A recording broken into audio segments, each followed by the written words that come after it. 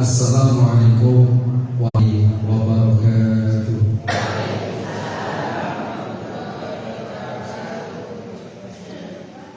A'udzu billahi minasyaitonir rajim. Innal hamdalillah nahmaduhu wa nasta'inuhu wa nastaghfiruh wa na'udzu billahi min shururi anfusina wa min sayyi'ati a'malina.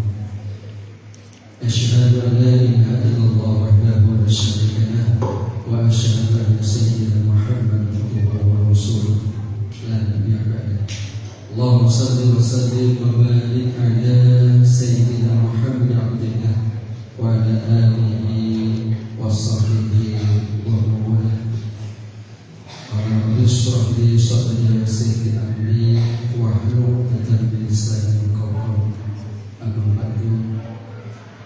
Atratul tarawih, para ahli, para ulama, para kiai, para sahabat-sahabat, hingga kaum ta'lim wa khusus kaum Ustaz Mustiawan dan Jakarta yang kami ta'lim. Bapak Ibu hadirin dan hadirat rahimakumullah, segala puji hanya milik Allah Pengegap jagat yang telah memberikan nikmat yang tidak putusnya kepada kita semua, sehingga pada sore yang berbahagia ini kita bisa melangkahkan kaki kita menuju rumah Allah untuk menghadiri majelis taklim, majelis ilmu, yang mudah-mudahan kita semua yang hadir pada sore hari ini telah akan bersama Rasulullah di surga Allah Subhanahu wa Ta'ala. Amin. Engkau kali salawat dan salam mudah-mudahan senantiasa terlimpahkan kehidupan sendiri junjungan Nabi Agung Muhammad sallallahu alaihi wasallam. Allahumma shalli wa sallim wa barik. Sebelum acara dilanjutkan, Nusaku Ibu bisa geser ke depan. Jadi jamaknya insyaallah masih banyak yang ada di depan. Geser ke depan. Bapak-bapak juga boleh geser ke depan, monggo. Yang mau lebih dekat dengan Ustaz Mugo bisa geser ke depan.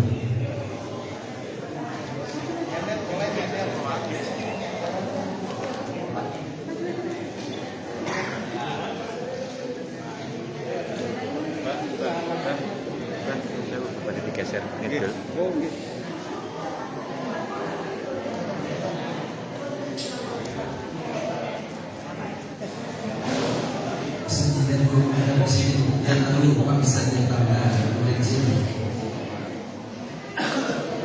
Baik, Bapak Ibu hadirin dan hadirat yang dirahmati Allah, sebelum acara kajian Islamiyah, kajian kehidupan dimulai, saya mohon bantuan atas surah Al-Fatihah kepada saudara-saudara kita yang saat ini sedang diuji Allah dengan berbagai musibah.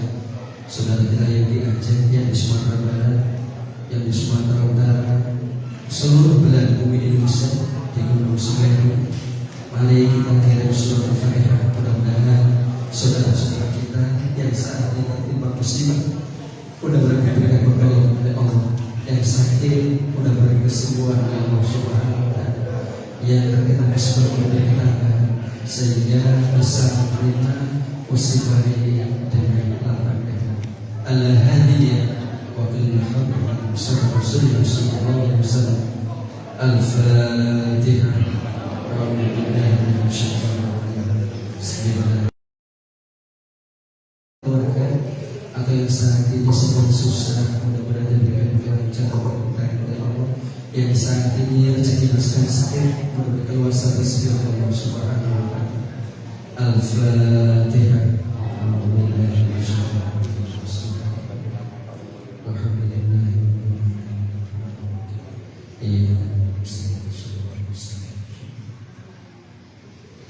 Matur Bapak Ibu hadirin dan hadirat yang dirahmati Allah, bersyukur kita pada hari ini bisa hadir di rumah Allah untuk mengkaji ilmu Allah, untuk mendengarkan kajian kehidupan yang nanti akan sepenuhnya oleh Al-Ustaz Mustiawan. Adapun selesai acara pada sore hari nanti setelah itu mengalami acara pembukaan, kemudian sholat yang kedua adalah pembacaan yang Quran dari Masjid Tilawah, yang ketiga adalah kajian ilmu kajian interaktif yang terdiri antara jamaah dengan penyaji. Oleh itu, pokok acara ini kita awali, kita buka dengan baca surah Al-Fatihah. Mudah-mudahan niat kita mulia senantiasa ridho Allah Subhanahu wa taala. Wa ridho Al-Fatihah. A'udzu billahi minasyaitonir rajim. Bismillahirrahmanirrahim.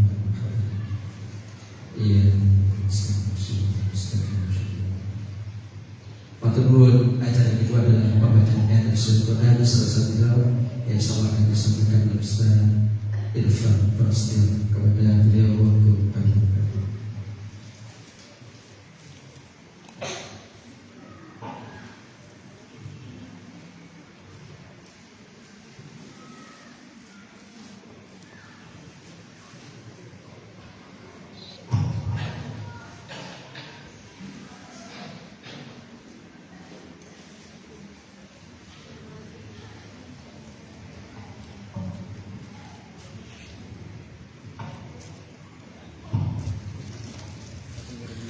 Assalamualaikum warahmatullahi wabarakatuh.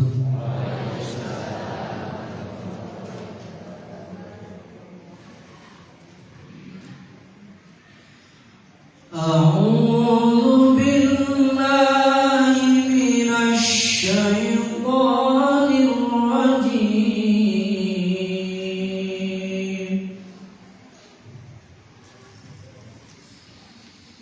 Bismillahirrahmanirrahim.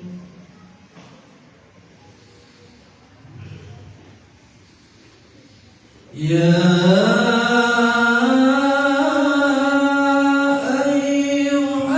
ayyuhalladzina amanu idza najaitum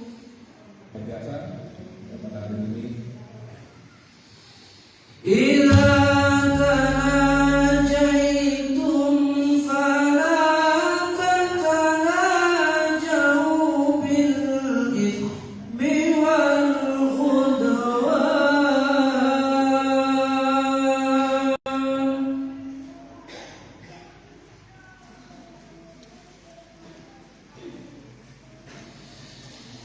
فلا تتناجوا بالإثم والعدوان ومعصية الرسول وتناجوا بالبر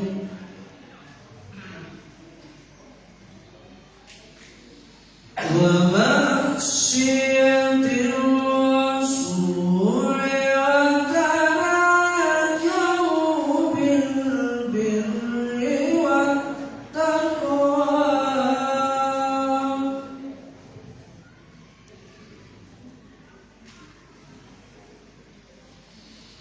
واتقوا الله الذي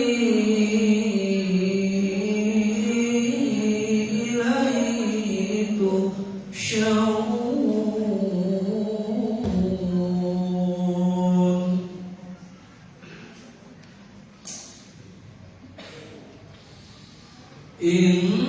إنما النجوى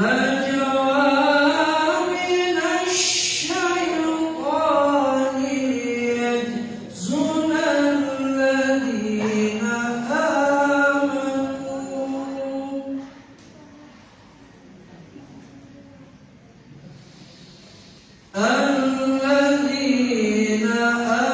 آمنوا وليس بضارهم شيئا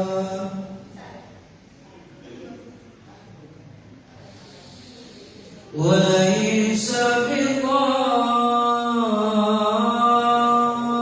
بضارهم شيئا إلا بإذن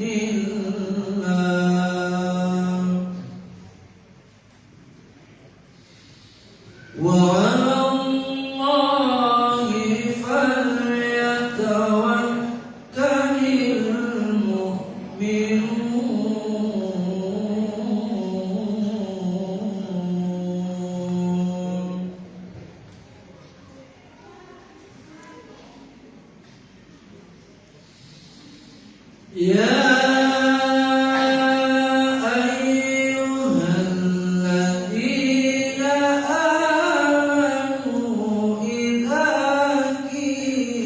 amanu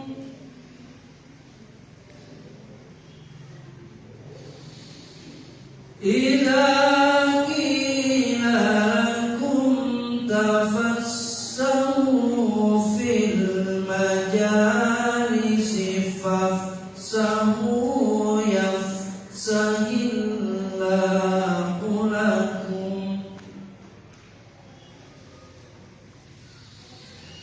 wa idza qila shuzu fanshuzu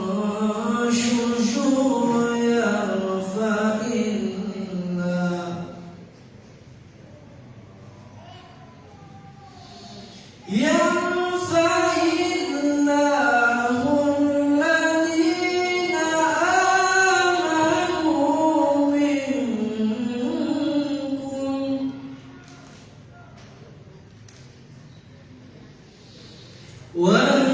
والذين أوتوا العلم درجات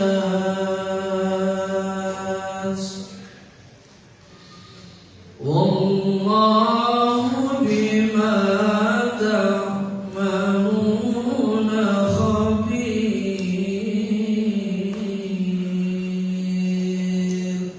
صدق الله العظيم.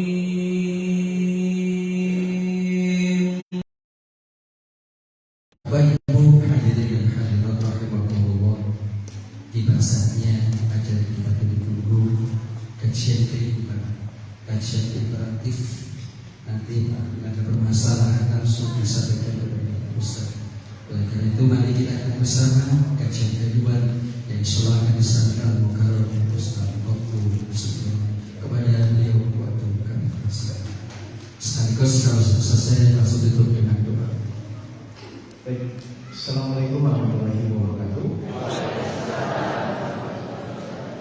Ya, Bapak Ibu yang dirahmati Allah, terima kasih. Saya ini setelah COVID ya Bapak Ibu, maksudnya kesini lagi. Dulu saya pernah tadi ngobrol sama Pak tuan rumah.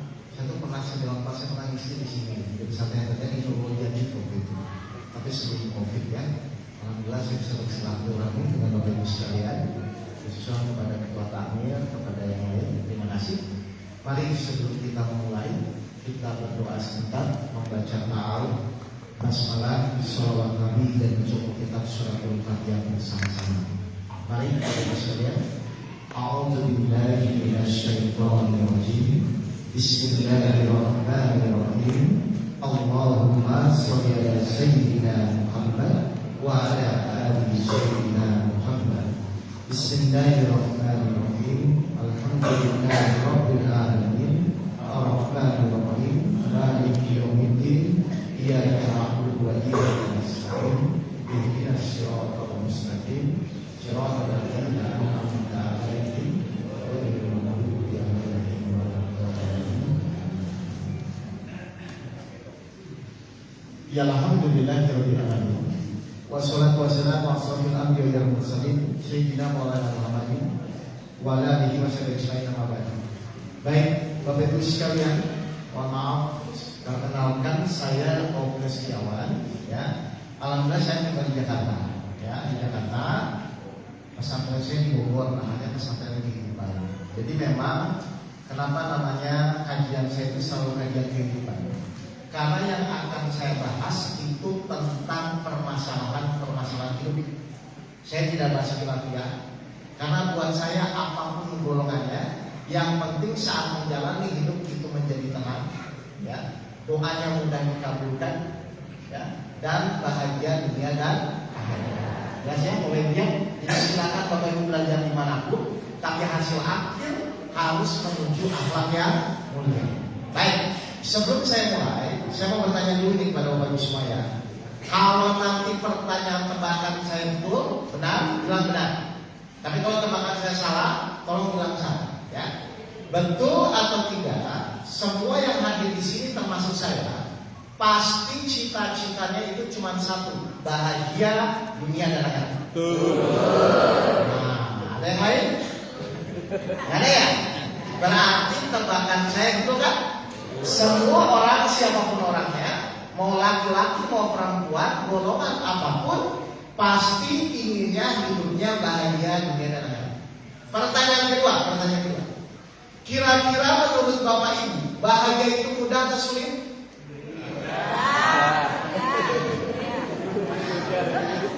Nggak apa-apa, Bapak Ibu tinggal jawab. Ada misalnya yang bilang sulit, silahkan ngomong sulit. Ya nggak apa-apa, nggak ada yang salah benar kok.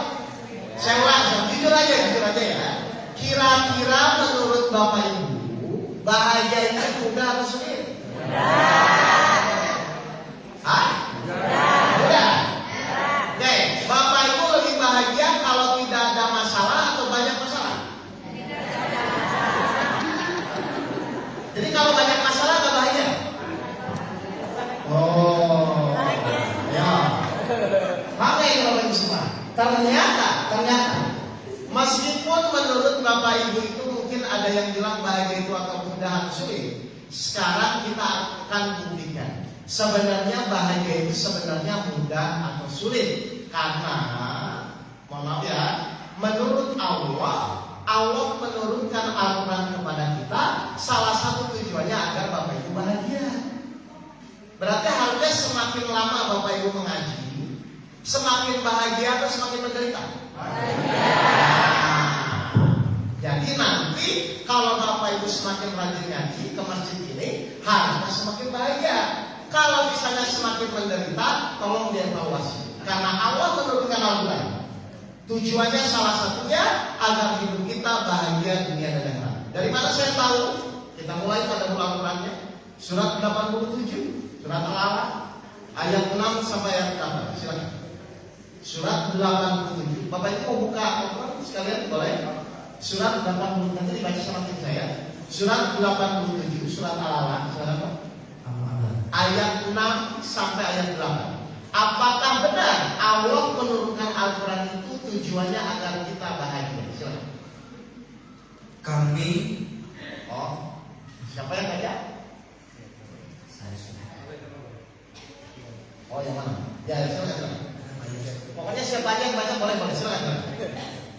Kami akan membacakan Al-Quran kepada Muhammad sehingga engkau tidak akan lupa. Baik, perhatikan ayat 7-nya. Kecuali jika Allah menghendaki. Baik, coba perhatikan tujuannya apa ayat 8-nya, silakan. Dan kami akan memudahkan bagimu ke jalan kemudahan, yaitu mencapai kebahagiaan dunia dan akhirat. Nah, jadi Al-Quran diturunkan. Salah satu tujuannya Allah menurunkan Al-Quran agar Bapak Ibu hidupnya apa?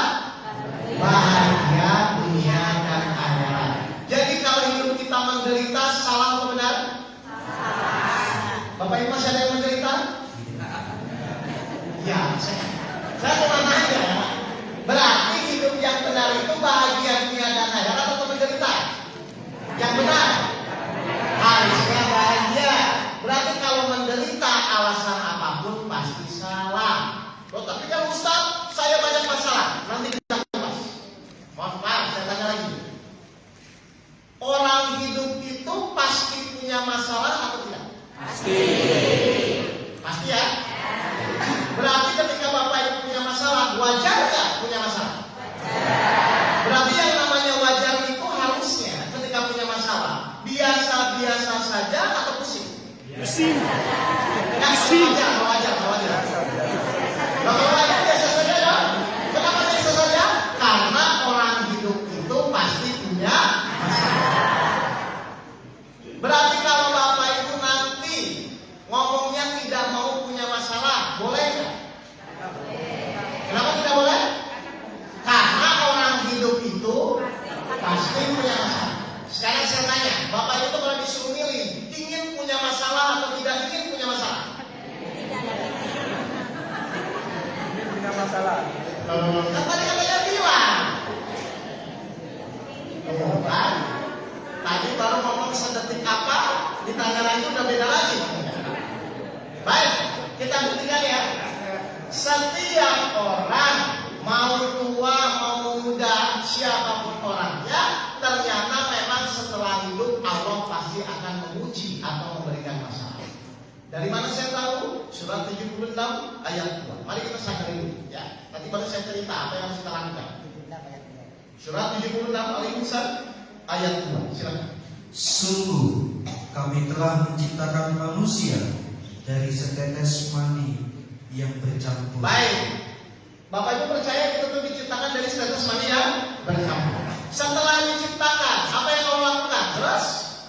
Yang kami hendak mengujinya. Nah, setelah diciptakan apa? Kenapa?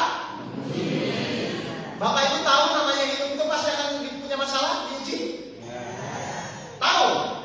Kalau tahu berarti nanti pas punya masalah kaget atau biasa saja? Kaget.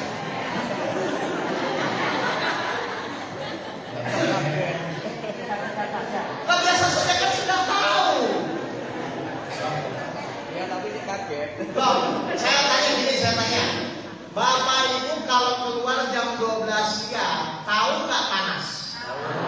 Kalau sudah tahu berarti pas keluar siang artinya kaget atau emang sadar itu panas? Sadar. Sudah. Kalau keluar jam 12 siang itu pasti panas. Berarti perlu kaget atau biasa saja? Kenapa biasa saja? Karena sudah tahu. Bapak Ibu tahu nggak nanti itu Bapak Ibu hidup akan diuji? Tahu. Ini menurut ayat ini. Tahu. Yang kami hendak mengujinya. Berarti nanti ketika Bapak Ibu lahir, mulai balik, mulai besar, tahu nggak pasti ada masalah? Kalau tahu biasa saja atau kaget? Kaget. Nanti, jangan ngomongin masalahnya. Nanti saya ceritakan, Enggak, saya cuma ingin kita bicara. Tolong kita tuh bicara menjadi orang yang sadar. Orang hidup itu pasti punya masalah. Kalau Bapak Ibu tidak mau punya masalah, berarti jangan hidup. Simpel, Pak. Mengerti ya, Bapak Ibu semua ya? Jadi mari kita luruskan. Jangan-jangan mungkin selama ini hidup kita kadang-kadang tidak sesuai dengan petunjuk Allah. Ya, baik. Sekarang saya akan mulai. Kenapa saya selalu kalau kajian itu berbicara tentang masalah hidup? Karena nanti yang akan saya ceritakan itu saya alami sendiri, saya jalani dan saya praktekkan. Ya, mudah-mudahan Bapak Ibu bisa mengambil pelajaran dari apa yang nanti saya sampaikan. Jadi begini Bapak Ibu. Tahun 2005, saya tuh dulu punya perusahaan di Jakarta, tapi tepatnya di Cikarang. Mungkin Cikarang tuh kayak inilah Surabaya sama Probolinggo lah gitu ya. Nah, saya punya perusahaan di sana. 2005 meningkat, 2006 meningkat, 2007 awal mulai kolek perusahaan saya. 2008 awal Januari perusahaan saya hancur bangkrut Bapak Ibu. Ya. Perusahaan saya hancur. Kalau perusahaannya bangkrut biasanya meninggalkan hutang atau warisan? Warisan hutang. Ya. Jadi mungkin buat Bapak itu tidak besar, tapi waktu itu buat saya besar. Waktu itu tahun 2008 itu Januari hutang saya 2,5 miliar dan harus selesai dalam 3 bulan. Terus kemudian istri saya minta cerai, tapi itu memang kesalahan saya. Dan yang terakhir sebenarnya membuat saya terpuruk waktu itu. Saya mendapat surat peringatan dari kantor pajak yang intinya kalau saya tidak menyelesaikan urusan pajak saya akan dipenjara minimal 5 tahun kurungan penjara. Ya. Jadi waktu itu saya punya hutang 2,5 miliar, istri saya mau bercerai dan saya akan dipenjara. Kira-kira menurut Bapak Ibu saya bahagia atau menderita? Bahagia.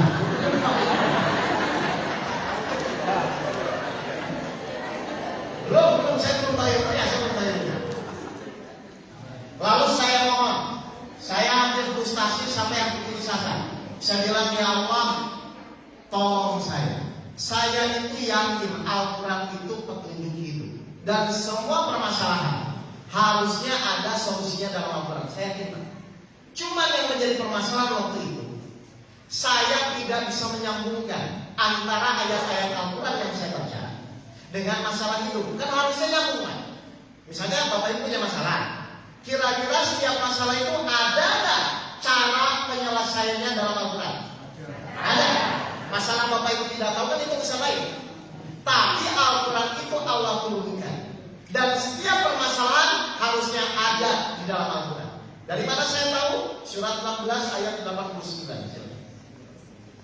Ya, jadi saya akan begini ngajinya, saya menyampaikan nanti ayatnya apa. Saya menyampaikan ayatnya apa. Nanti itu ya. Jadi Al-Quran itu ternyata menjelaskan segala apapun yang kita sekarang alami dalam perjalanan hidup kita. Surat 16 ayat 89. Silakan Ustaz kita. Dan ingatlah pada hari ketika kami bangkitkan pada setiap umat seorang saksi atas mereka dari mereka sendiri, dan kami datangkan kaum Muhammad menjadi saksi atas mereka, dan kami turunkan kitab Al-Quran kepadamu untuk menjelaskan segala sesuatu. Kami turunkan kitab Al-Quran kepadamu Muhammad untuk menjelaskan segala sesuatu. Segala sesuatu apa? Sebagai petunjuk. Enggak, segala sesuatu apa? Berarti semua permasalahan kita ada nggak solusinya dalam Al-Quran? Ada, betul? Sekarang saya tanya, Bapak Ibu berarti ketika punya masalah nanti harusnya mengikuti Al-Quran atau mikir sendiri? Hah? Lupa Ustaz. Iya, nggak apa-apa kalau lupa, nggak apa-apa. Kalau saya, menurut Al-Quran, Al-Quran menjelaskan, kami turunkan Al-Quran kepada Nabi Muhammad untuk menjelaskan segala sesuatu. Berarti penyelesaian masalah saya ada nggak dalam Al-Quran? Ada pasti. Berarti nanti ketika Bapak Ibu punya masalah, harusnya langsung mengikuti Al-Quran atau mikir sendiri? Mikir sendiri. Hah? Loh, mohon maaf, Bapak Ibu selama ini ketika punya masalah, mikir sendiri atau mengikuti Al-Quran? Mikir sendiri. Mikir sendiri. Hah? Bahaya. Loh, jadi selama ini Bapak Ibu, saya berdiri ya. Monggo. Videonya bisa saja ya. Kayaknya harus berdiri ini saya. Coba. Gini. Saya mau tanya dulu. Bapak Ibu dulu waktu sekolah, kalau guru ngasih ujian, itu tuh teori dulu baru ujian, atau ujian dulu baru teori? Kenapa teori dulu Bapak Ibu? Supaya saat ujian Ibu mengerjakan sesuai teori, betul kan? Nah, kalau Bapak Ibu nggak belajar teorinya dulu, terus ujian terjadi dasarnya apa? Paham ini? Sekarang saya tanya, Bapak Ibu kalau diberi ujian hidup sama Allah, dikasih ujian hidup sama Allah, itu teorinya dulu atau ujian hidup dulu? Ujian hidup dulu. Lalu Ibu kerjain berdasarkan apa? Insting. Insting. Saya ulang. Ujian sekolah saja. Kalau Bapak Ibu ingin ujian, kan belajar teori dulu. Kenapa? Nanti pas ujian, Bapak Ibu mengerjakan sesuai teori. Paham?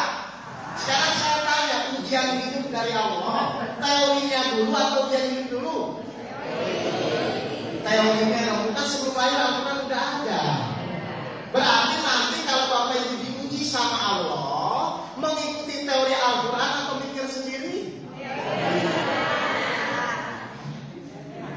Nggak, selama ini mikir sendiri atau teori Al-Quran? Mikir sendiri. Jadi mau buat teori baru? Ya. Nah, Bapak Ibu mulai paham ini? Ya, makanya nggak selesai. Loh, Kok O-nya panjang lagi. padahal maaf, seberat apapun ujian, kalau Bapak Ibu mengikuti petunjuk selesai. Saya janji kok. Saya tadi dari Surabaya mau ke sini. Kalau saya nggak tahu jalannya, saya buka apa? Google Maps, betul? Setelah buka Google Maps, saya masih mikir atau ikuti saja Google Maps? Setelah buka Google Maps, setelah ada petunjuknya,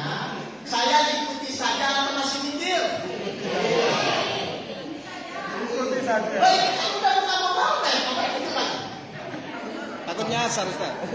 Bukan, ini. Kan saya tidak tahu. Kan saya belum pernah ke sini. Karena saya belum pernah ke sini, berarti saya butuh petunjuk, betul kan? Supaya saya dari yang tidak tahu jadi tahu. Berarti saya tahu itu gara-gara so tahu atau karena itu petunjuk? Nah, sekarang Bapak Ibu kasih masalah, biasanya so tahu atau mengikuti petunjuk?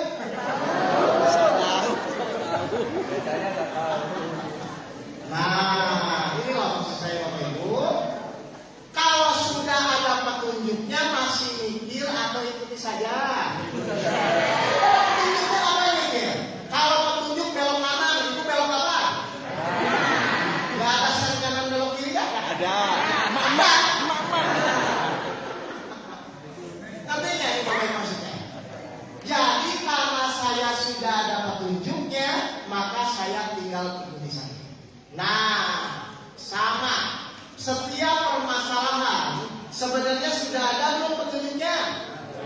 Sudah. Silakan Ustaz dibaca lagi 76 ayat 2 dan ayat 3. Setiap permasalahan itu Allah sudah sampaikan dalam Al-Quran, sudah ada petunjuknya. Tinggal mau mengikuti atau tidak. Silakan. Ya, 76 ayat 2 dan ayat 3. Kita ulang aja ini tadi. Sungguh kami telah menciptakan manusia dari setetes mani yang bercampur, Ya. yang kami hendak mengujinya dengan perintah dan larangan. Baik, kita sudah setuju semua ya. Manusia hidup pasti akan diuji. Tapi perhatikan, terus lanjut sampai ayat 3. Karena itu kami jadikan dia mendengar dan melihat. Baik, ayat 3 ya, perhatikan. Setiap ujian, silakan. Sungguh kami telah menunjukkan kepadanya jalan yang lurus. Berarti setiap ujian ada nggak petunjuknya? Ada. Berarti nanti saat Bapak Ibu ikhtiar, Bapak Ibu itu ikhtiar dalam rangka mikir sendiri atau mengikuti petunjuk? Sudah begitu?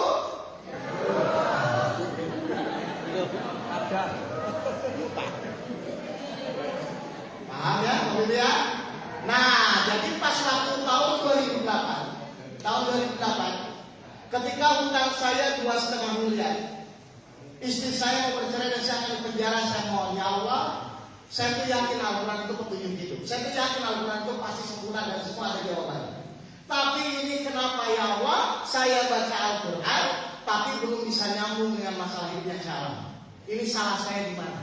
Ternyata salah satu cuma satu, Bu. Allah masih petunjuk. Salah saya adalah saya belajar Al-Quran, saya belajar tafsir, tidak ada gurunya. Lalu apa? Doa saya lupa. Ya Allah, tolong pertemukan saya dengan seorang guru yang bisa membimbing saya mempraktekkan Al-Quran, memahami Al-Quran untuk permasalahan hidup yang saya jalani. Nah, sunatullahnya saya ketemu guru saya, ya. Akhirnya saya curhat, saya cerita, Pak Guru tolong saya. Saya punya utang 2,5 miliar, istri saya mau bercerai dan saya akan dipenjara. Apa yang harus saya lakukan? Nah, guru saya ngomong seperti yang tadi saya omongkan. Mas Oka percaya gak Al-Quran itu petunjuk hidup? Percaya, saya bilang. Berarti semua penyelesaian ada nggak dalam Al-Quran? Ada. Cuman saya nggak tahu bagaimana cara prakteknya. Seperti ibu kalau punya mobil, tapi kalau nggak bisa nyetir, ada manfaatnya nggak mobilnya? Nah, saya takutnya begitu. Al-Qurannya dipegang, Al-Qurannya dibaca, tapi pas punya masalah, apa pusing. Mohon maaf, harusnya kalau Bapak Ibu memahami Al-Quran, mengikuti petunjuk Al-Quran, pusing atau tenang? Nah, selama ini Bapak Ibu ketika punya masalah, sudah tenang atau masih pusing?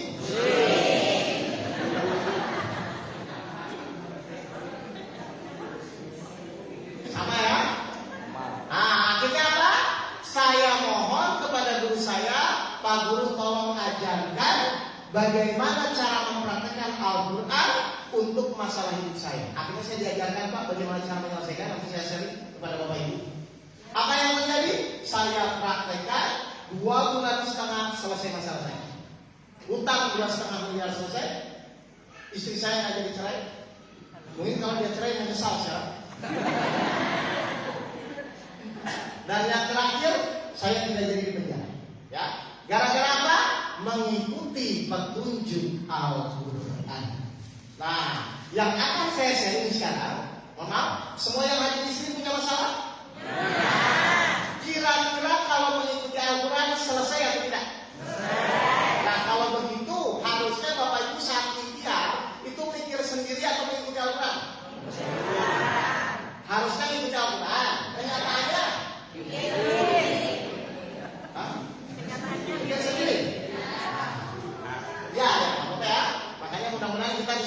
sekarang, bagaimana ketika masalah itu datang, kita dengan pemahaman petunjuk Al-Quran, kita praktekkan, kita buktikan. Selesai atau tidak?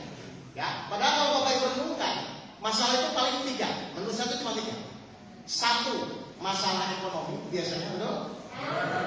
Lalu keluarga, dan yang terakhir paling masalah penyakit.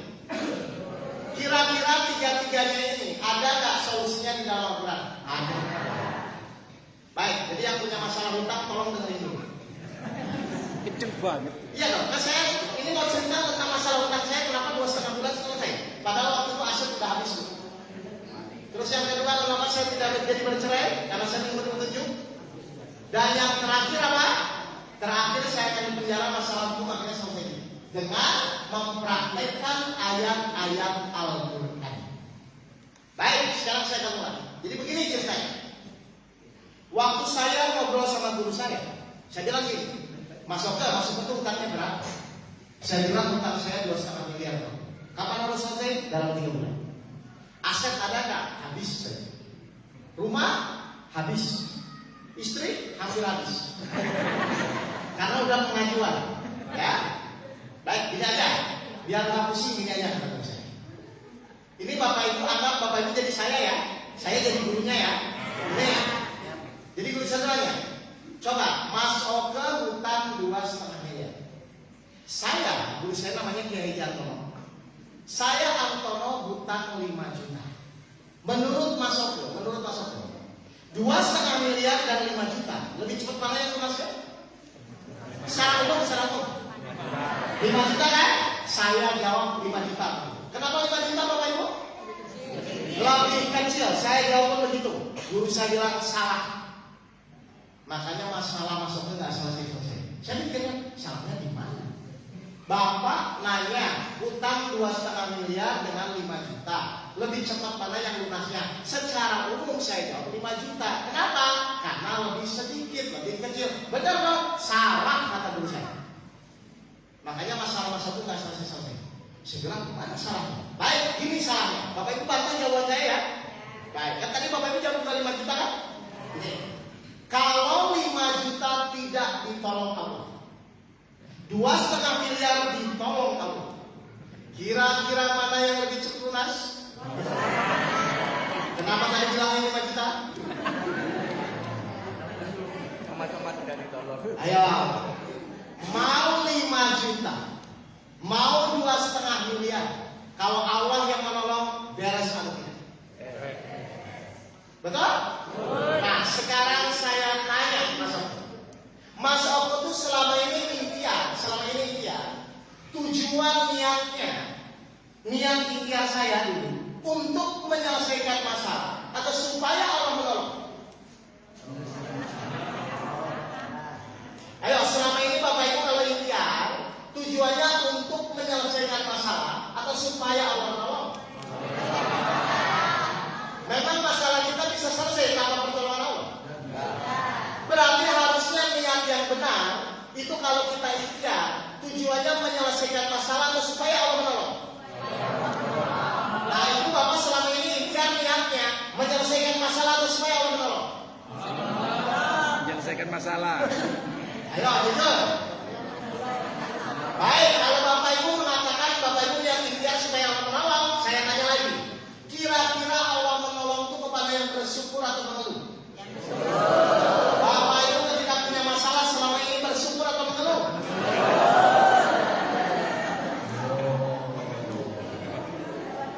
Kalau mengeluh, berarti Bapak Ibu selama ini niat ikhtiar untuk menyelesaikan masalah. Karena kalau Bapak Ibu niatnya supaya Allah menolong, pasti apapun yang terjadi, Ibu pasti ucapkan apa? Kalau bersyukur. Suami marah-marah, ngomong apa? Nggak punya uang, ngomong apa?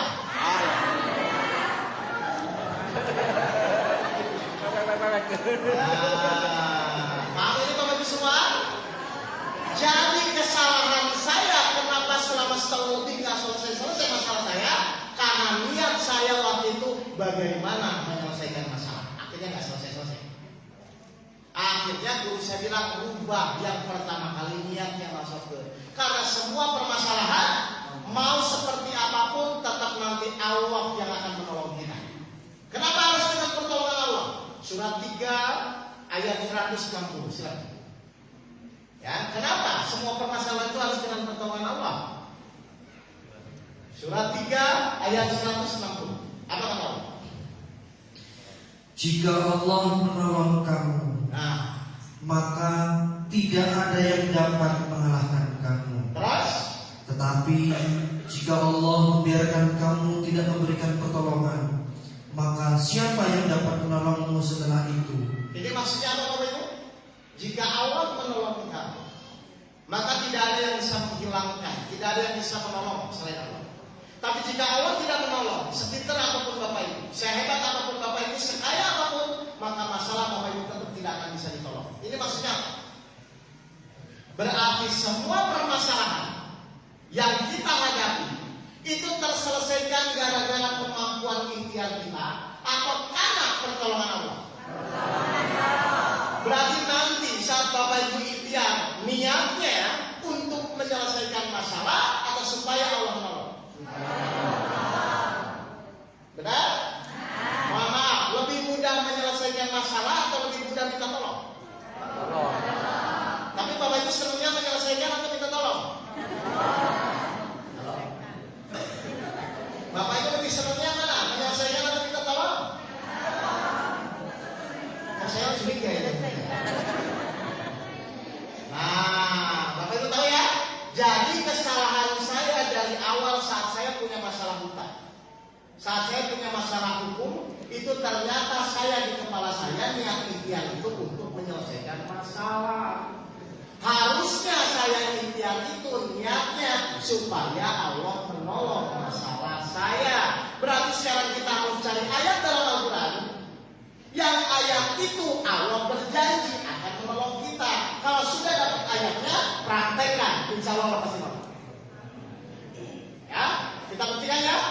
Jadi nanti kita akan cari ayat dalam Al-Quran yang ayat itu Allah janji akan menolong masalah kita. Kalau sudah ketemu ayatnya, Bapak Ibu jalani, Bapak Ibu praktekkan.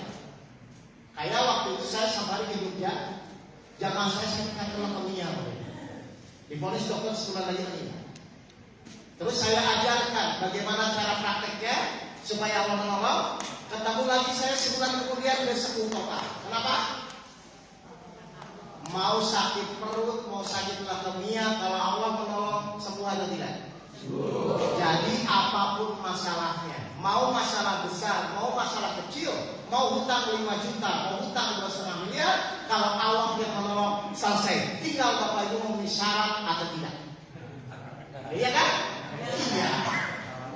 Baik, kita mulai. Baik, kita cari ayat. Di ayat mana Allah berjanji menolong kita? Ternyata ayatnya ada. Catat ini ayatnya ya. Sebenarnya Bapak Ibu nggak sering dengar kok, cuma mungkin lupa saat ini. Di mana ayatnya? Surat Al-Baqarah ayat 153. Ya ayyuhallazina amanu ista'inu bis-sabri was-shalah innallaha ma'as-sabirin. Sering dengar ayat ini? Nah, ayo kita praktekkan sekarang. Silakan Ustaz dibaca. Wahai orang-orang yang beriman, Ya, terus mohonlah pertolongan kepada Allah dengan sabar dan sholat. baik, saya potong isi dulu ya. Wahai orang-orang yang beriman, mohonlah pertolongan kepada Allah dengan sabar dan sholat. Di sini Allah janji apa sama kita? Di ayat ini Allah janji apa? Wahai orang-orang yang beriman, mohonlah pertolongan kepada Allah dengan sabar dan sholat. Di ayat ini Allah janji apa? Akan menolong. Allah janji ya? Bapak Ibu percaya nggak Allah akan menolong? Kalau percaya, ketika punya masalah harusnya pusing atau tenang? Boleh pusing?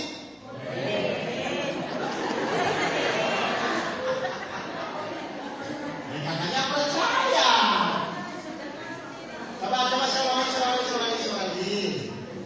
Wahai orang-orang yang dengan sabar dan sholat. Ini Allah menawarkan apa?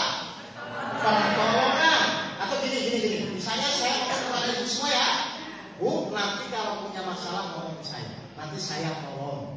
Berarti nanti ketika ibu punya masalah ngomong ke saya tolong nggak? Kenapa?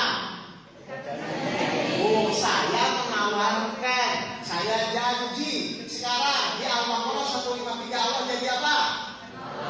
Berarti setiap masalah yang ibadah dia udah ditolong nggak? Terus kenapa sekarang belum ditolong-tolong?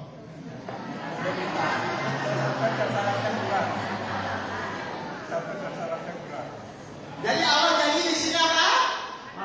Menolong. Untuk semua orang atau tidak semua orang? Tidak. Ya, baca aja sebenarnya artinya. Ya kan tidak ada ya. Coba. Silakan baca lagi Ustaz. Artinya. Wahai orang-orang yang beriman. Allah manggil siapa ini? Beriman. Wahai orang yang beriman. Terus? Mohonlah pertolongan kepada Allah dengan sabar dan sholat. Allah menolong untuk semua orang atau tidak semua orang? Berarti yang pertama kalau Bapak Ibu ingin ditolong Allah apa syaratnya? Beriman. Beriman itu yakin atau mikir? Yakin. Bapak Ibu ketika punya masalah yakin atau mikir? Yakin. Masalahnya yakin. Bapak Ibu selama ini ketika punya masalah yakin atau mikir? Yakin ada masalah. Yakin apa? Yakin mikir?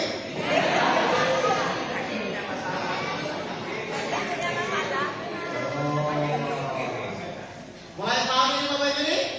Kenapa kita yakin? Yakin apanya? Yakin pasti Allah menolong. Saya tanya, Bapak Ibu ketika punya masalah, yakin nggak Allah menolong? Yakin. Kalau yakin masalahnya di mana? Gak ada yang nolong. Kalau Bapak Ibu memang yakin Allah menolong, terus masalahnya apa? Selesai. Terus pusing-pusing selama ini kenapa? Berarti Bapak Ibu nggak ditolong salah siapa? Salah sendiri. Sudah berapa tahun Bapak Ibu salah? Jelas Bapak ini? Ya, paham ya?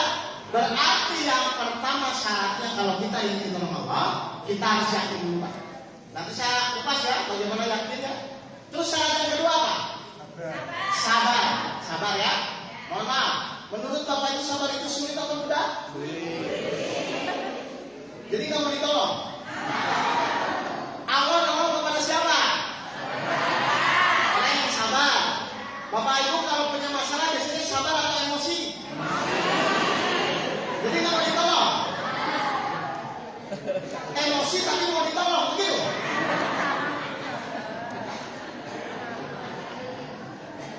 Ayo, bingung sendiri ya? Ya, maksud saya tanya nih. Menurut Bapak Ibu sabar itu sulit atau mudah?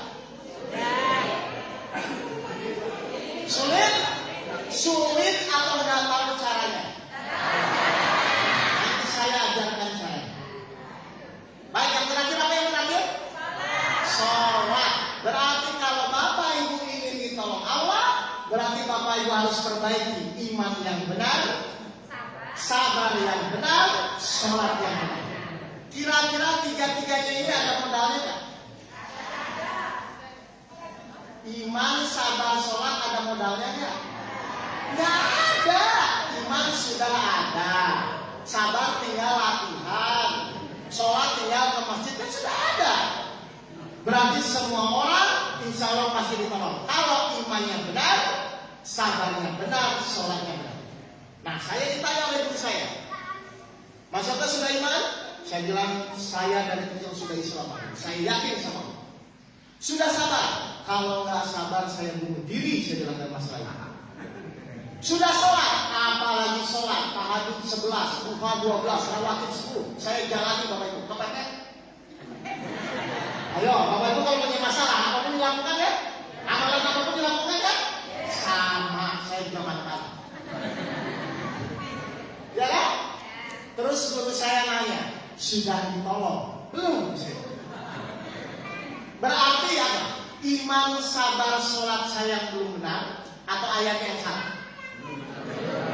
Nah, pasti iman, sabar, sholat saya yang belum benar. Karena kalau sudah benar pasti ditolong Allah. Nah, sekarang saya tanya, Bapak itu sudah beriman? Insya Sudah Allah. ya? Menurut perasaan atau menurut Al-Quran? Insya Allah. Jangan-jangan kayak saya. Ayo. Baik, kita lihat cirinya orang beriman menurut Al-Quran. Surat 5 ayat 69. Ada standarnya. Jadi bukan menurut perasaan kita, tapi menurut Al-Quran. Cirinya orang beriman apa? Satu. Surat 5 Al-Maidah ayat 69. Bapak Ibu cocokin sama cirinya ini ya. Ya, surat Al-Maidah ayat 69. Cirinya orang beriman. Silakan.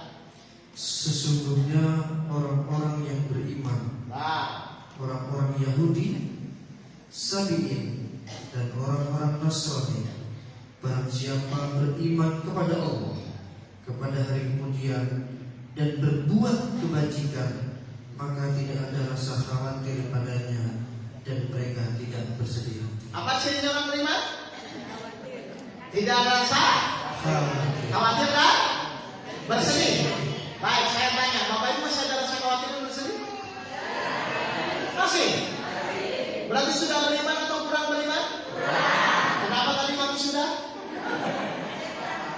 Oh, kayak saya berarti. Beriman, sabar, sholat sudah ditolong belum? Jadi cirinya orang beriman itu salah satu cirinya adalah tidak rasa khawatir dan tidak bersedih. Kenapa? Karena dia yakin Allah pasti menolong ini. Yang kedua, Bapak Ibu sudah sholat? Sudah? Menurut perasaan atau Al-Quran?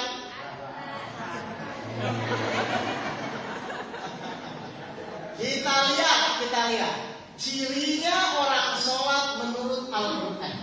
Surat 70 Al-Ma'arij 19 sampai 22. Kita lihat. Jadi semua ada cirinya Pak, nggak bisa ngaku-ngaku. Surat 70 Al-Ma'arij ayat 19 sampai 22. Cirinya orang sholat. Apa kata Allah? Sungguh manusia diciptakan bersifat suka mengeluh. Betul? Nggak punya uang. Suami nggak pulang-pulang. Istri cerewet. Terus? Apabila dia ditimpa kesusahan, dia berkeluh kesah. Ayat 20-nya selalu berkeluh kesah. Ayat 21-nya silakan. Dan apabila mendapat kebaikan harta, dia jadi gigih. Ya, 21 juga dan 3 sempat Ustaz. Yang oke. 19 sampai 22. Ya. Perhatikan, dasar manusia itu apa tadi? Suka mengeluh. Terus kalau punya uang dia jadi nah, kok tahu sih Ibu? Hah? Tahu dari mana? Pengalaman. Baik, tapi ada golongan tidak sedih, tidak mengeluh, tidak kikir. Golongan apa ini? 22-nya, 22-nya. Kecuali orang-orang yang melaksanakan sholat. Jadi menurut Al-Quran, orang sholat itu mengeluh atau tidak? Bapak Ibu sudah sholat? Masih mengeluh? Tapi sudah sholat? Tapi mengeluh? Coba direnungkan. Nah, sudah tapi belum katanya. Baik, yang terakhir. Bapak Ibu sudah sabar? Nah, kalau ini pasti nggak akan terlalu. Bapak Ibu sudah sabar atau belum? Sabar itu sulit atau belum tahu caranya? Saya tuh kemana-mana Pak, ke majelis apapun. Biasanya orang begini. Kalau Bapak itu curhat sama orang, ujung-ujungnya disuruh apa? Suruh sabar kan? Tapi setelah Bapak itu disuruh sabar, pernah nggak Bapak itu tanya, Ustadz saya bukan orang sabar, ingin jadi sabar, bagaimana caranya? Pernah nggak diajarkan caranya atau cuma disuruh sabar? Loh, setelah disuruh nggak tanya caranya? Terus gimana Bapak Ibu bisa sabar? Sabar itu harus diajarkan caranya. Beriman itu harus diajarkan caranya. Sholat pun harus diajarkan caranya. Jadi setiap apapun yang Allah perintahkan, nanti tanya caranya. Jadi orang selama ini sulit sabar? Karena memang sulit atau karena tidak tahu caranya? 18 ayat 68 dan Al-Quran sudah sampaikan. Surat 18 ayat 68. Benar gak? Kita sulit itu bukan karena sulit, tapi tidak tahu caranya. Silakan. Dan bagaimana engkau akan dapat bersabar atas sesuatu sedang engkau belum mempunyai pengetahuan yang cukup tentang hal itu? Ayo, jadi sabar itu sulit atau karena tidak tahu caranya? Jadi selama ini Bapak Ibu ngaji itu diajari nggak caranya sabar? Terus gimana bisa jadi sabar kalau ini? Lo nggak bisa. Otodidak. Otodidak. Baik ya, berarti kita akan kupas bagaimana caranya beriman, bagaimana caranya sabar, bagaimana caranya sholat. Mohon maaf, ini sampai jam berapa ya? Insya Allah.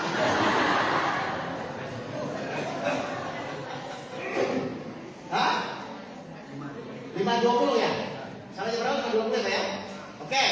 Dari 3 ini, iman, sabar, sholat, Bapak Ibu ingin belajar yang mana dulu? Sisanya Bapak Ibu lihat YouTube saya ya. Dari iman, sabar, sholat, Bapak Ibu mau belajar yang mana dulu? Sabar ya? Kayaknya sabar ini memang perlu ini. Oke, perlu ya? Baik, sekarang saya tanya. Kenapa kita harus sabar? Gini. Bapak Ibu sakit pergi ke dokter. Terus dokter ngasih obat. Kenapa Bapak Ibu harus minum obat? Supaya sembuh. Jadi Bapak Ibu minum obat itu paksaan atau kesadaran? Karena saya ingin sembuh, maka saya minum obat. Paham ini Bapak Ibu? Kenapa kita harus sabar? Bukan supaya sembuh. Kenapa kita harus sabar tadi Pak? Supaya ditolong Allah.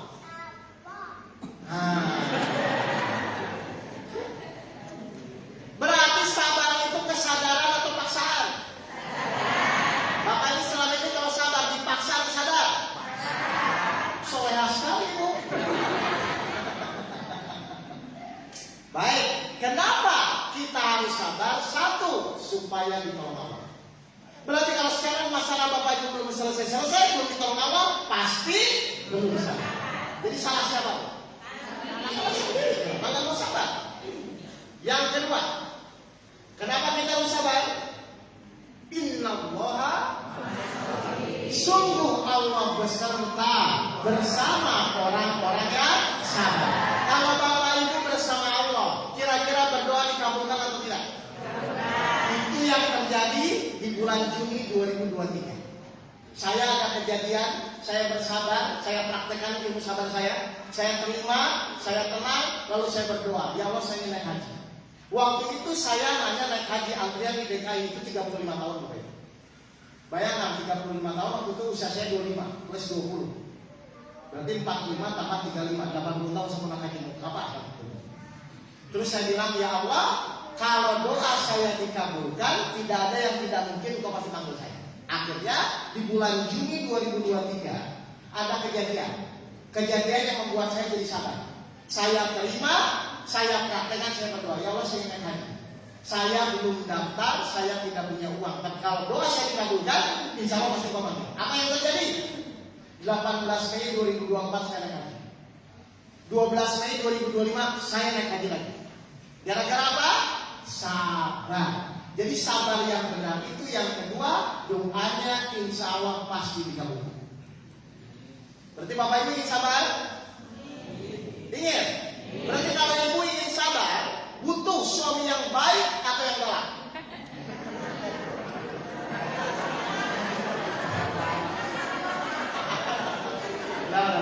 Nanti. Oke. Jadi yang kedua apa? Sabar itu apa? Bersama Allah. Berarti doa kita dikabulkan atau tidak dikabulkan? Nanti saya ajarkan bagaimana cara prakteknya. Ya. Yang ketiga, kenapa kita harus sabar? Ya udah tadi yang pertama. Yang pertama supaya ditolong Allah. Yang kedua supaya doa kita dikabulkan. yang ketiga, kenapa kita harus sabar? Surat 3 ayat 142, silakan. Surat 3 Ali Imran ayat 142. Kenapa kita harus sabar? Apa kata Allah? Apakah kamu mengira bahwa kamu akan masuk surga? Allah nanya ke siapa ini? Kepada manusia. Apakah kamu mengira bahwa kamu akan masuk surga? Terus? Padahal belum nyata bagi Allah orang-orang yang berjihad di antara kamu, dan belum nyata orang-orang yang sabar. Jadi salah satu syarat masuk surga apa Bapak Ibu? Nah, saya tanya, Bapak Ibu ini masuk surga? Sudah sabar? Belum. Tapi ini masuk surga. Tapi belum sabar. Terus mau pakai jam berapa? Orang dalam.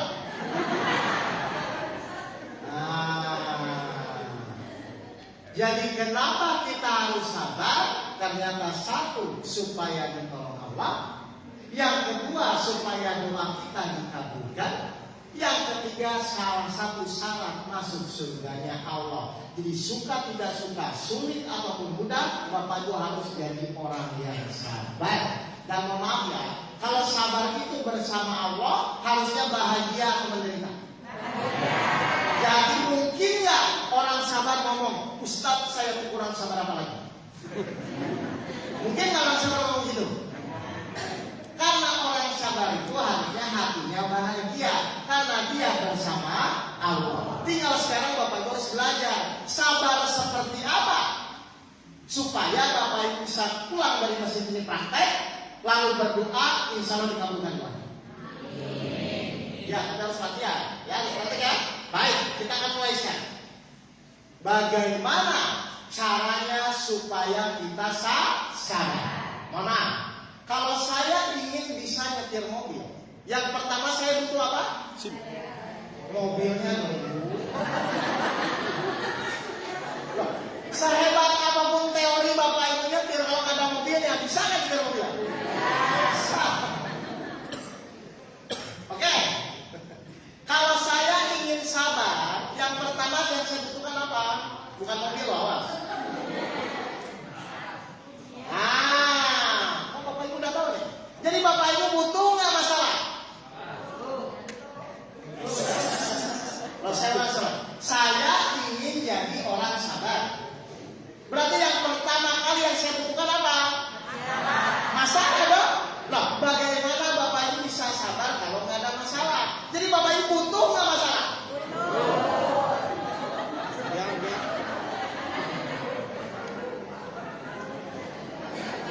Bapak bingung? Loh, kalau Bapak Ibu nggak ada masalah, terus mau sabar di mana? Kira-kira Bapak Ibu tuh bisa jadi sabar kalau banyak uang atau tidak punya uang? Jadi Bapak Ibu butuh yang mana?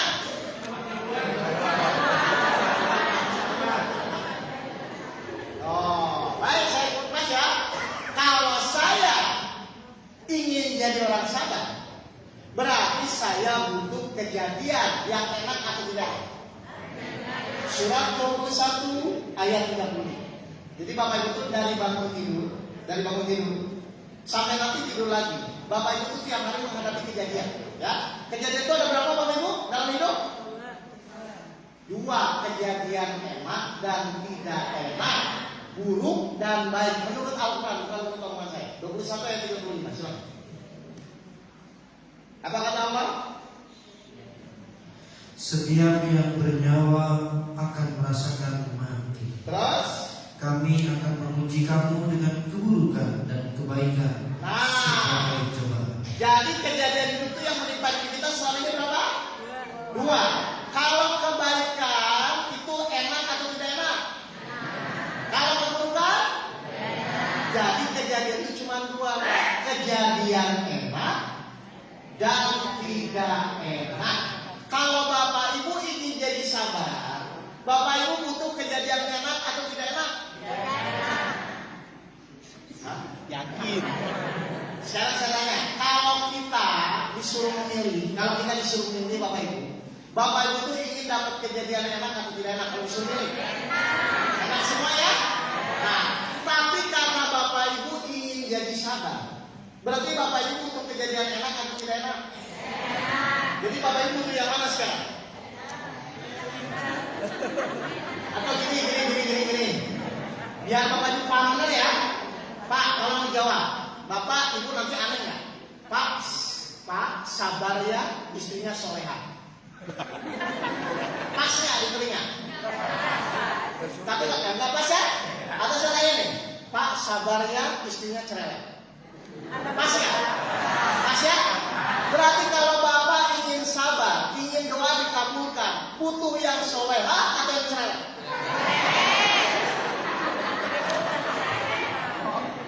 Berarti Bapak senang nggak istrinya cerewet?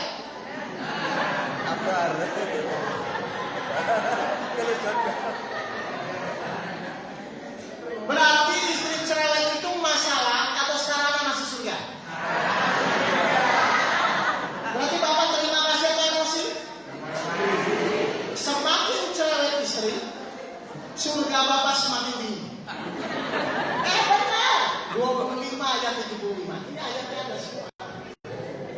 Saya katakan Pak, 25 ayat 75. Ya, ketika sabarnya tinggi, Allah berikan surga yang tinggi. Surat 25 ayat 75. Bukan istri. Surat Al-Furqan ayat 75. Mereka itu akan diberi balasan dengan tempat yang tinggi dalam surga atas kesabaran mereka. Oh, terus? Dan di sana mereka akan disambut dengan penghormatan dan salam. Gara-gara istri Bapak cerewet, Bapak masuk surga yang paling tinggi. Jadi Bapak butuh nggak istrinya cerewet?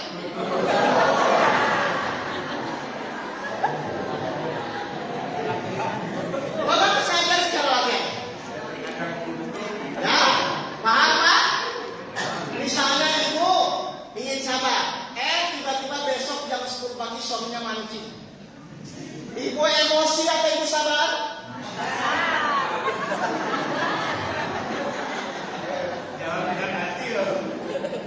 Mancing ya. Ya. Berarti sekarang apa yang saya bahas? Berarti sadar tidak sadar. Kalau ingin sabar itu berarti Bapak Ibu butuh kejadian yang tidak enak. Kalau kejadian enak, namanya bersyukur. Kalau kejadian tidak enak, namanya bersabar. Berarti kalau Bapak Ibu ingin masuk surga, butuh pasangan yang baik atau yang menjengkelkan?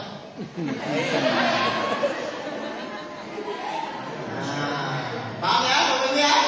Baik, sekarang kita akan mulai bagaimana caranya ketika kita mendapatkan kejadian tidak enak. Dengan ayat Al-Quran Bapak Ibu praktekkan, maka setiap kejadian yang tidak enak itu benar-benar menjadi wasilah doa Bapak Ibu dikabulkan. Karena caranya harus benar. Ya. Bagaimana caranya sabar? 64. Silakan dicatat ayatnya.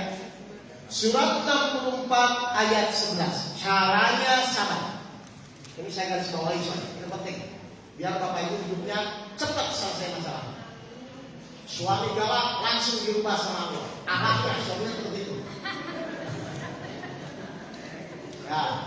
Ya. Kita mulai. Caranya sabar. Surat 64 ayat 11. Tidak ada suatu musibah yang menimpa seseorang kecuali dengan izin Allah. Stop dulu. Ini apa maksudnya Bapak Ibu? Tidak ada suatu musibah, kejadian apapun yang menimpa seseorang kecuali dengan izin Allah. Ini maksudnya kecuali itu apa? Kecuali itu Pak. Saya tanya, Bapak Ibu tiap hari menghadapi kejadian kan? Pertanyaan saya, itu kejadian bisa menimpa diri kita. Itu tuh izin Allah dulu baru kejadian, atau kejadian dulu baru izin Allah? Hah? Kalau Allah izinkan, terjadi. Kalau Allah tidak izinkan, berarti izin dulu atau kejadian dulu? Ibu sadar, Bapak sadar, izin dulu ya. Sekarang saya tanya, izin Allah itu benar atau salah? Sempurna atau keliru? Kalau benar, kalau sempurna, yang benar Bapak Ibu terima atau emosi? Terima itu ngomongnya apa? Berarti ketika Ibu dimana-mana suami ngomongnya apa?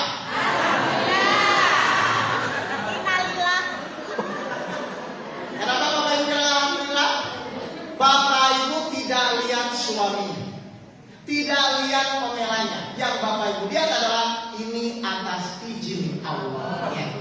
Ketika Bapak Ibu bisa melihat itu, ketika bisa menerima, maka ayatnya yang tadi muncul, innallaha ma'as-sabirin. Hati Bapak Ibu biasanya dibuat tenang, langsung berdoa di sini.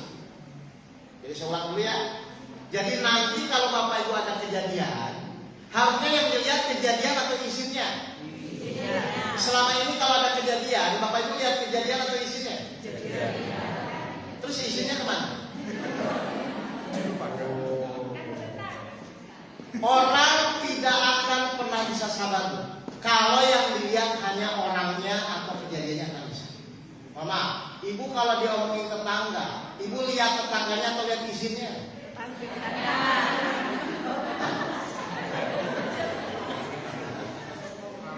Enggak banget Mas Ferry. Jadi sabar itu merubah cara berpikir.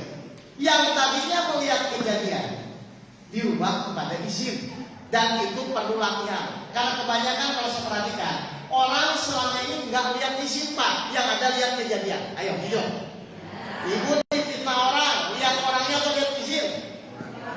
Padahal kejadian itu bisa terjadi nggak tanpa izin Allah? Berarti artinya pertanyaannya kenapa Allah mengizinkan, bukan kenapa dia begitu. Ngerti kan ya Bapak Ibu? Nih, biar praktek, biar makin paham ya. Mas Roman nanti saya. Nih perhatikan, kalau Bapak Ibu nanti maki-maki orang gini caranya. Perhatikan. Lihat ya, perhatikan ya. Mas Roman ini mau maki-maki saya.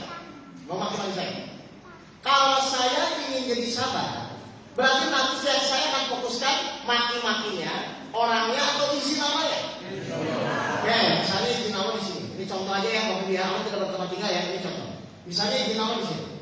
Berarti pas dia maki-maki saya, pikiran saya itu ke dia atau izin. Jadi pas dia maki-maki, geser pikirannya, ya Allah, karena Engkau yang mengizinkan, saya terima ya. Jadi pun terima itu bukan karena dia, tapi karena izin. Nanti nggak ini. Nah, selama ini ibu ketika dimaki-maki, lihat izin atau lihat orang? Jangan bisa sabar.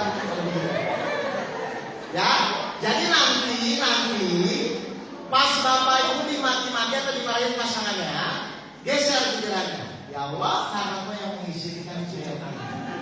Tapi nanti pas dimarahin jangan begini ya, jangan ya. Tetap berhadapan sama orangnya. Tapi di Bapak Ibu dalam hati, ya Allah saya terima. Ngerti ya? Kalau ibu bisa begitu, kalau Bapak bisa begitu, hatinya tenang langsung berdoa insya Allah. Nah, itu yang saya praktekkan waktu saya naik haji. Tiba-tiba ada jamaah saya nggak kenal, marah-marahin saya juga nggak tahu masalahnya. Cuma karena saya tahu ini izin Allah, saya bilang ya Allah saya terima. Tenang, saya berdoa, saya naik haji. Akhirnya Allah langsung mengabulkan doa saya. Makasih ya Mas. Paham? Jadi nanti ketika suami itu marah-marah, ibu ngomong apa? Dalam hati ngomong ya. Ya dong, udah tadi emosi ya. Bisa?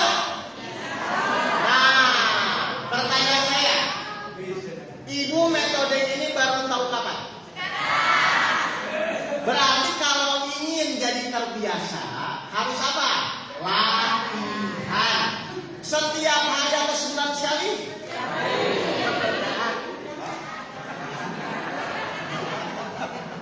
Setiap Senin.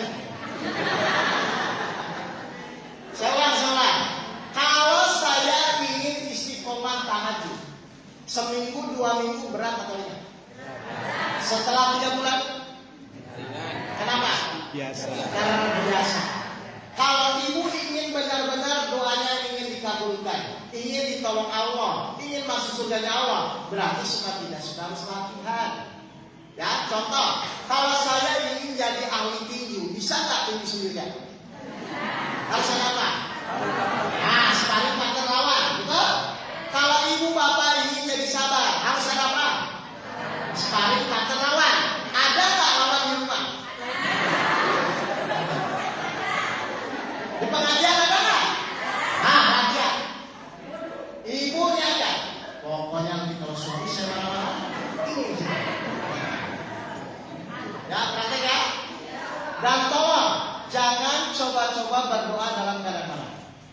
Ibu berdoa harus dalam keadaan menerima izin Allah. Berdoa insya Allah dikabulkan.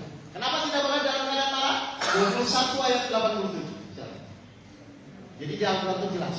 Surat 21 An-Nabiyah ayat 87. Silakan. Dan ingatlah kisah Dzun-Nun Yunus ketika dia pergi dalam keadaan marah. Nah, marah itu berarti melihat isim atau melihat kejadian? Ya, terus Lalu dia menyangka bahwa kami tidak akan menyulitkannya, maka dia berdoa dalam keadaan yang sangat gelap. terus ya? Tidak ada Tuhan selain Engkau, Maha Suci Engkau. Tolong doanya jangan dalam keadaan marah. Supaya tidak marah berarti lihat kejadian atau melihat isim? Nah, latihan ya. Biar gampang. Kalau saya latihan sabar dulu ya. Itu saya print Pak. Print, tulis yang gede izin Allah. Saya tempel di ruang tengah, di ruang tamu, di setir mobil. Jadi pas mau marah, oh izin. Itu Bapak misalnya mau rame, lihat aja tuh. Oh izin, gitu ya. Supaya terbiasa dalam pikiran. Enggak sulit-sulit kok. Yang penting Bapak Ibu istiqomah mulai latihan ya.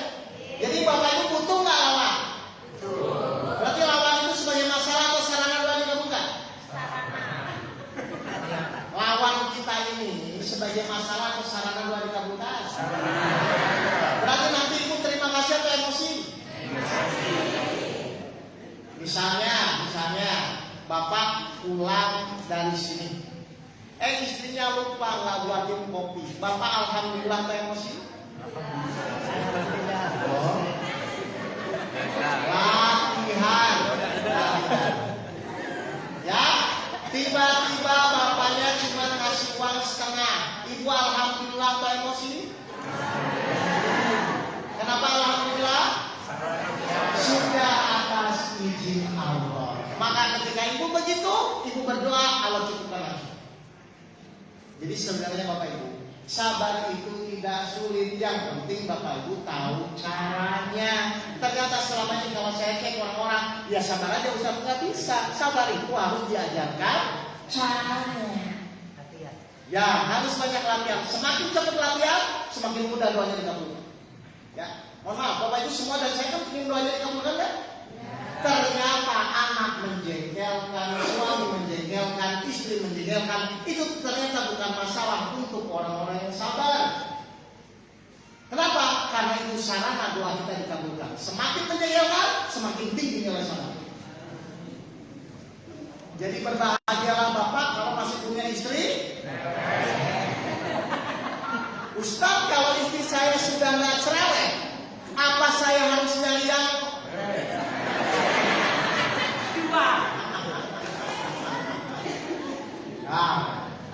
ya jelas ya? Ngerti? Ini kan gampang ya, nggak susah ya? Jadi tahu, berarti semua kejadian atas izin Allah. Berarti saya harus mulai latihan. Nggak usah jauh-jauh latihannya, di keluarga sendiri aja. Berarti pertanyaan saya nih, kalau benar-benar nanti ibu jadi sabar, suaminya harusnya berubah nggak? Dari mana Bapak Ibu tahu? 64 ayat 11 ini buka lagi. Dan memang itu janji Allah. Pasti lawannya berubah. Berarti kalau anak belum berubah, suami belum berubah, pasti ibunya belum sama atau bapaknya belum sama. Itu ayat. Coba lagi 64 ayat 11 ya. Tidak ada suatu musibah yang menimpa seseorang kecuali dengan izin Allah. Baik, semua sudah setuju ya? Perhatikan lanjutannya lagi. Terus? Dan barang siapa beriman kepada Allah. Berarti sabar itu harus dengan akal atau dengan iman? Kalau pakai akal nggak ketemu Pak di majalah bulan-bulan. Tapi kalau sudah beriman ini izin Allah pasti benar, saya terima. Terus setelah terima apa? Terus? Niscaya Allah akan memberi petunjuk kepada hatinya. Berarti ketika hatinya Allah beri petunjuk, berubah nggak pasangan? Pasti. Jadi cirinya ibu sudah sabar apa? Cirinya Bapak sudah sabar apa? Pasangannya berubah. Yang tadinya cerewet, akhirnya jadi diam. Bisa Allah buat sakit gigi, tapi pasti jadi diam. Yang tadinya suaminya pelit, tiba-tiba jadi royal. Karena Allah yang membolak-balikan hati. Berarti ketika pasangan kita menjengkelkan, kita tuh fokus bagaimana merubah pasangan. Atau fokus merubah jadi sabar baru Allah rubah pasangannya? Yang benar yang mana? Nah, selama ini kalau Bapak Ibu pasangan menjadikan ingin merubah pasangannya atau merubah jadi sabar? Merubah pasangan. Merubah pasangan? Ganti pasangan Oh, ya. Jadi Bapak Ibu dulu waktu sekolah dikasih soal ujian, soalnya diganti. Jangan Bapak Ibu, soal itu dikerjakan. Maka ketika Allah ngasih ujian hidup, jangan rubah soalnya. Bapak Ibu rubah diri Bapak Ibu, maka nanti Allah rubah bolak-balikan hatinya. Mulai sadar ini Bapak Ibu? Sedikit ya, nggak apa-apa. Kan itu baru pertama. Karena saya itu gini, kalau saya diundang ke suatu majelis atau kemanapun, saya akan tanya, Bapak Ibu ininya ngaji dengan saya itu apa? Kalau saya itu targetnya cuma 3 lah. 1, agar doa semakin mulai dikabulkan. Yang kedua, semakin mudah menyelesaikan masalah. Yang ketiga, semakin tenang dalam menjalani hidup. Itu fungsinya ngaji. Ya, jadi Bapak Ibu harusnya semakin lama ngaji, semakin mudah menyelesaikan masalah hidup. Misalnya gini, tetangga ibu nggak ngaji punya masalah pusing, ibu ngaji punya masalah pusing. Itu bedanya apa?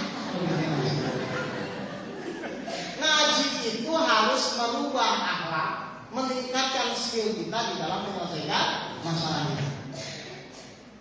Jelas ini Bapak Ibu ini? Bisa dipraktekkan? Sudah kebayang lawannya siapa aja? Istri. Sudah ya? Istri. Pokoknya latihan dulu sama yang ada ya. Nggak usah jauh-jauh ke RT lain-lain. Sini aja. Baik. Untuk sabar ada pertanyaan? Wah, sudah tahu semua ya. Benar ini tinggal apa? Praktek. Dicatat tuh lawan itu siapa? Ayo satu siapa? Suami. Anak. Udah itu aja latihan dulu. Sampai berubah ya. Kalau suami anak berubah, berarti itu sudah salah. Kalau belum berubah, pasti soalnya diulang-ulang. Ibu tahu kan remedial ya? Soalnya itu lagi, karena Bapak Ibu nggak lulus. Wah. Berarti salah itu dipikirkan atau dijalani? Ngapain dipikir tidak dipikir? Itu nggak bisa ditolak kalau Allah masih jadi aja. Paham ya? Wah, kayaknya udah siap masih. Nah, nanti mulai dipraktekkan ya. Pas ada kejadian, ya Allah saya terima dalam hati aja. Lalu ibu langsung berdoa, ya Allah saya ingin naik haji, saya ingin umroh. Dan banyak jamaah saya mempraktekkan langsung umroh bulan depan. Bagaimana caranya? Allah yang ngatur tugas kita, taat kepada Allah, ikhtiar, nanti Allah yang buka jalan keluar. Jelas boleh semua? Jadi tolong jangan buang-buang waktu terhadap sesuatu yang Allah tidak perintah. Berarti pertanyaan saya, berarti nanti tujuan ibu ikhtiar supaya masalah itu cepat selesai atau supaya jadi sabar? Bapak Ibu selama ini ikhtiar tujuannya secepatnya menyelesaikan masalah atau supaya jadi sabar? Hah? Loh kalau nggak sabar, abang tolong nggak? Enggak. Berarti nanti Bapak Ibu ikhtiar itu niatnya menyelesaikan masalah atau supaya jadi sabar?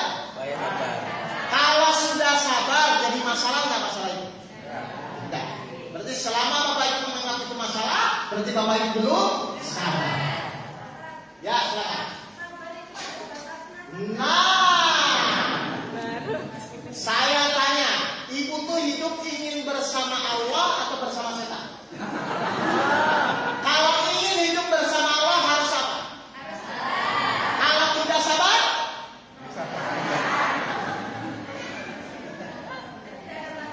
Karena setan ingin ibu tidak sabar. Kalau tidak sabar, pasti setan masuk.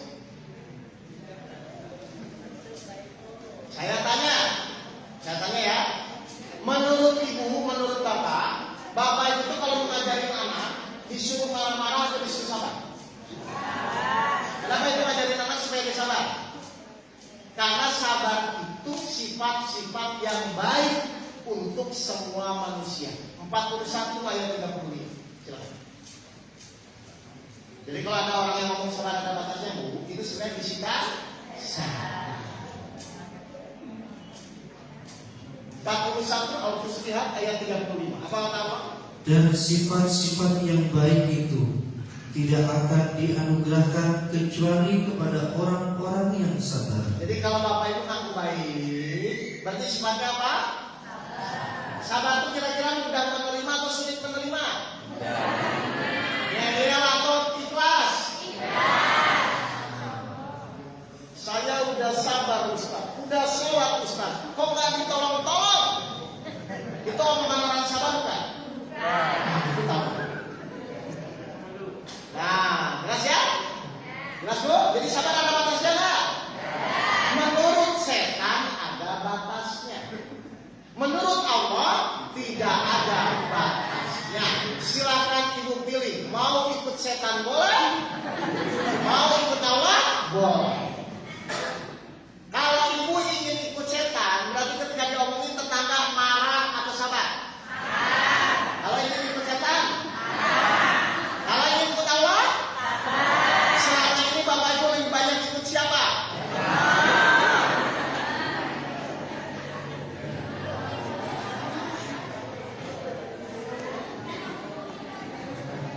Baik, bagus. Ada pertanyaan lagi nggak? Silakan. Ya.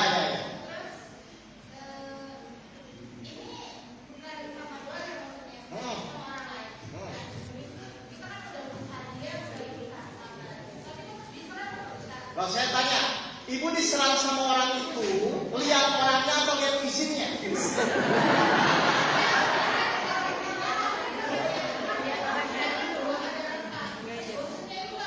Ya, oke, perhatikan ya. Sekali lagi buka ayatnya, 64 ayat 11. Ya, tenang. Balik mana? Pokoknya orang emosi itu pasti cuma lihat orangnya, lihat omongannya. Nggak akan lihat izinnya. Coba kita lihat ya, bentar. 64 ayat 11 lagi ya, perhatikan. Silakan baca, Ustaz. Tidak ada suatu musibah yang menimpa seseorang kecuali dengan izin Allah. Oke, perhatikan ya. Kalau Bapak Ibu benar-benar lihat izinnya, apa yang terjadi terus? Dan barang siapa beriman kepada Allah, niscaya Allah akan memberi petunjuk kepada hati. Hatinya tuh tenang atau emosi jadinya? Kalau sudah tenang, yang jadi masalah apa?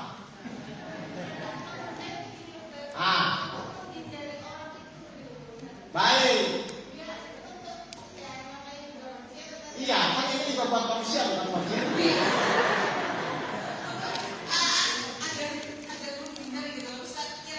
Kalau sudah hati tenang, masalah? Ya enggak. Meskipun menghindar, tapi kalau hati Ibu nggak tenang, masalah? Jadi yang jadi masalah itu orangnya atau hati kita? Hati kita ya? Nah, makanya tadi saya bilang, tidak mungkin orang sabar itu menderita. Karena ketika Bapak Ibu setiap kejadian melihat izin Allah, apa janji Allah? 13 ayat 28. Nanti saya jawab, nanti saya bikinkan ya. Surat 13 ayat 28. Apa kata Allah?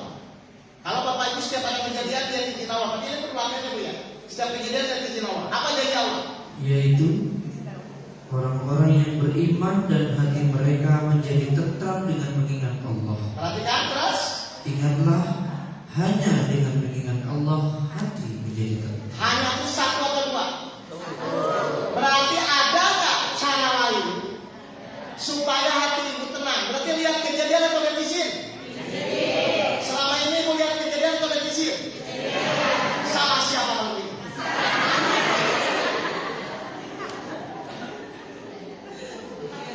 Ya, makanya saya ulang, kita kalau punya masalah itu lihat dulu menurut Al-Quran itu bagaimana. Jangan-jangan selama ini kita punya masalah selalu mengikuti hawa nafsu. Kalau orang selalu mengikuti hawa nafsu, apa kata Allah? Kalau Bapak Ibu setiap kejadian selalu mengikuti hawa nafsu, apa kata Allah? 43 ayat 36. Silakan. Kalau orang selalu mengikuti hawa nafsu, apa kata Allah? Surat 43 ayat 36. Dan barang siapa berpaling dari pengajaran Allah yang Maha Pengasih Al-Quran, Mengikuti hawa nafsunya, nggak mengikuti Al-Quran, apa? Terus? kami biarkan setan menyesatkannya dan menjadi teman karibnya. Jadi apa Bu? Teman karib itu apa? Besti.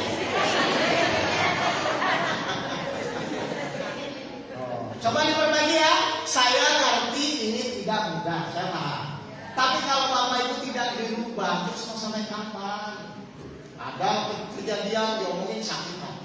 Ada kejadian lagi diomongin sakit hati. Mohon maaf ya. Orang tuh boleh nggak ngomongin kita apapun? Boleh. Lo kalau boleh kenapa sakit hati? Lo katanya boleh. Saya ulang, boleh nggak orang ngomongin apapun tentang kita? Boleh. Nah kalau boleh kenapa sakit hati? Loh, aneh ini. Kalau boleh, itu terserah orang ngomong apa tentang kita kan? Cuma kita sekarang mau lihat Allahnya atau lihat orangnya. Kalau lihat Allah pasti hatinya tenang. Kira-kira ini perlu dicoba nggak? Berarti Ibu harus diomongin dulu atau dipuji dulu? Halo? Perlu dicoba nggak? Berarti Ibu harus diomongin dulu atau dipuji dulu? Berarti Ibu senang nggak diomongin?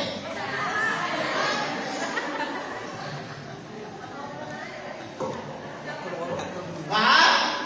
Bisa ya? Bapak Ibu praktek ya? Baik, ada lagi pertanyaan? Nah, sudah kalau gitu. Enggak, kalau kajian pertama memang kan saya harus menyambungkan pemikiran Bapak Ibu dengan saya kan? Dan saya harus menyamakan pemikiran Bapak Ibu dengan Al-Quran. Kenapa pemikiran Bapak Ibu harus sama dengan Al-Quran? Karena Bapak Ibu tidak mungkin bahagia kalau tidak mengikuti Al-Quran. Jadi saya tanya, orang bahagia itu yang banyak uang atau yang mengikuti Al-Quran? Jadi Bapak Ibu pilih mana? Banyak uang tidak bahagia atau tidak punya uang bahagia? Banyak uang bahagia.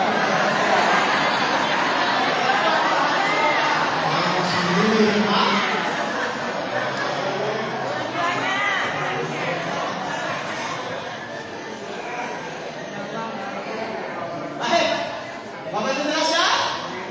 Jadi gini, kajian saya, kan saya safari ke Jawa Timur itu biasanya 2 bulan sekali. Ya, nanti lihat di buku saya aja banyak. Ibu ketik aja nama saya Om Setiawan, cari metode sabar, metode iman, sholat khusyuk, mengenal Allah itu banyak banget ya. Ketik sesuai nama itu aja gitu. Nanti kalau saya kesini lagi, saya akan evaluasi dulu sebelum masuk materinya. Gimana sudah latihan atau belum? Ya dong. Biar ngaji itu ada progres. Masa Bapak Ibu kerja ada progresnya, ngaji nggak ada progresnya? Dapat masalah pusing lagi, dapat masalah pusing lagi. Dan terus ngaji selama ini ngapain? Ya, harusnya nanti dapat masalah, alhamdulillah. Suami nggak pulang-pulang? Tuh, masuk. Berarti ngajinya benar itu. Karena akhlak Bapak Ibu semakin baik. Bisa ya? Mohon maaf ya, saya udah cukup dulu ya. Saya harus nyiapin nanti besok ke Jombang saya kerja. Hah? Nanti saya datang lagi insya Allah ya. Dan tolong ingatkan, ketika saya datang ke sini kan ada 7 metodenya. Nanti satu jelasnya ada 7 Pak. Ada iman, ada sabar yang tadi sudah dijelaskan. Dicatat aja ada sholat khusyuk, ada ikhlas, ada tawakal, ada bersyukur, ada zikir perbuatan. Saya biasanya nanti kalau kajian, saya akan tanya, kemarin saya sudah nyampaikan apa?